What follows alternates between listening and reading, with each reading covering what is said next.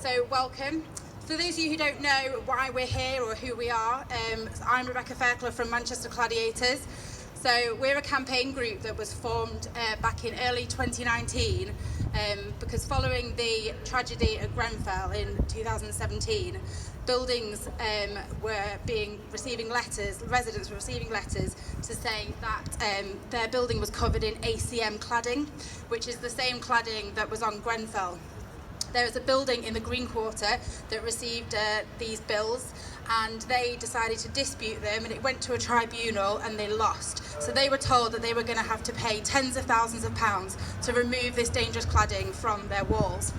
So after that, a group of residents from other buildings joined together because we all started to receive these letters saying that we were going to have to pay these bills.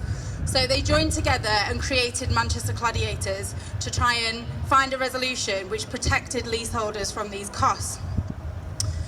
At first it was just ACM cladding that we knew about, but there were other tests which showed that there was other dangerous cladding other than ACM.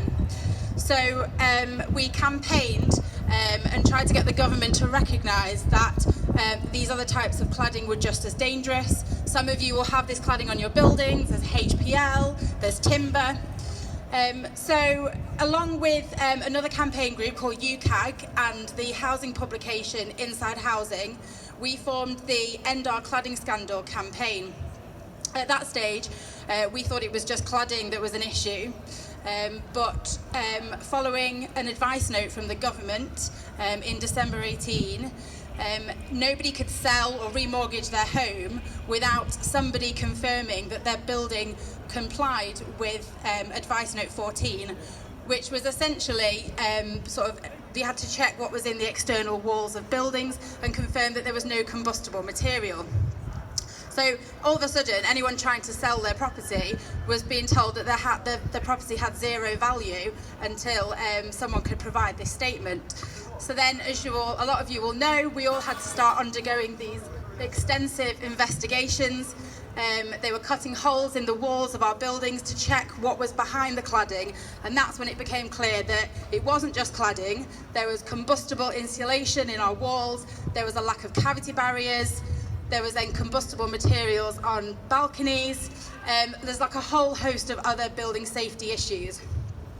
So we campaigned for funding to remove the cladding initially. So the government announced a building safety fund forgotten now. Anyway, the government announced a £1 billion building safety fund to remove unsafe cladding. We said at the time that wasn't enough money, it was nowhere near enough money, and also there was still no funding for issues other than cladding. So we continued campaigning, and then finally this year, the government announced a further £3.5 billion of funding.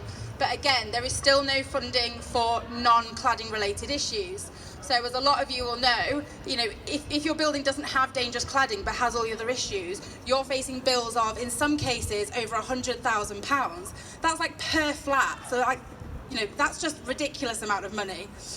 So as it stands, we've got there's no funding for non-cladding related issues. And the government also announced a loan scheme for removal of cladding from buildings between 11 and 18 metres tall. They announced that in February this year, so we're 8 months on, and we've got no idea what the details of that loan scheme is. And also, why should you have a loan scheme just because your building is slightly shorter than 18 metres? Why is that fair? As soon as they attach that loan to your property, then that instantly devalues your property, and that will disproportionately affect our homes in the north because they are worth less than the properties in London. So we're being disproportionately affected. So loan schemes just can get in the bin as far as I'm concerned. We're not going to accept loan schemes. Well said.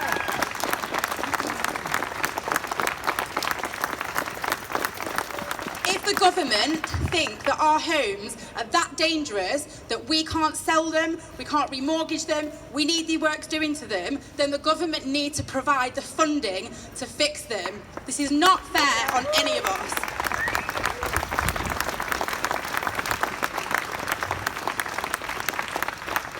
You are all innocent leaseholders. You bought your homes in good faith. You didn't build them, you didn't pass the building regs, you bought them in good faith, and it is just completely incomprehensible that you have to pay anything towards them. Never mind these ridiculous, like, tens of thousands of pounds. So I'm going to pass over to our speakers shortly, but I just wanted to let you know that you might notice that we don't have a Conservative minister or MP joining us today. And you might have also noticed that in our advertising for this event this week, we had like a mystery silhouette of a person. That person was reserved for Michael Gove. As soon as he took over from Robert Jenrick, we emailed him and we invited him to come today to speak to you all. The relationship between us and what was MHCLG is really important, and they need to know, what you're going through. And we have so much information that could help them resolve this issue. So we emailed him and we said if he wasn't available today, then he could meet with a group of residents at any point this week. On Friday night, we got an email from him, from his team, saying he wasn't available at all due to diary commitments. And that was it. No alternative speaker was offered.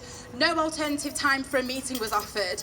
And yet this morning, when I was setting up here, Michael Gove ran past in shorts and a t-shirt. And if I hadn't been so shocked, I'd have run over to him. But I just couldn't believe it. So he's got time to go for a run this morning, but he's not got time to come and speak to you or arrange something later this week. So it's appalling, if I'm honest. So anyway, we always say this isn't a party political issue, despite what I've just said, because this issue has been created through years and years of regulatory failures over successive governments. However, it's this government that can fix the problem now, and they're not doing it quick enough. So we do have some amazing guests which have found time in their really busy schedules to come today. So we're going to be joined, we've got Bishop David Walker, the Bishop of Manchester. We've got George Clark. We've got Lucy Powell, who you'll all know, MP for Central Manchester. We've got Andy Burnham, has found time today. And then, most importantly, we've got two residents who are going to be speaking to us about their situation. So, one of whom has got an 11-week-old baby who is having to be brought up in these dangerous homes, which is just terrifying. So anyway, without further delay, I'm going to hand over to Bishop David Walker.